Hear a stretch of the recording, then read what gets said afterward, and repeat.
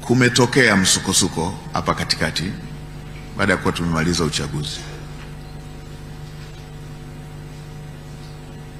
Na jana nilisema na leo narudia,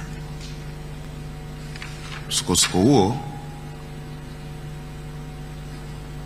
umehusisha kupoteza maisha ya Watanzania, na wengine wamepoteza maisha bila kushiriki. Nimwambia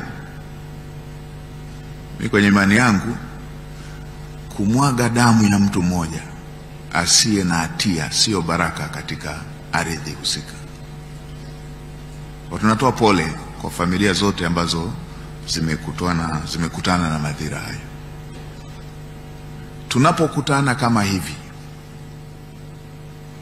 Watanzania tumekutana kama hivi, ombi langu sote na kila mmoja kwenye dhamira yake, tunuie kwamba jambo la aina hii tusiruhusu litokee tena katika ardhi yetu. Si jambo la baraka, linatutengenezea makovu yasiyopona,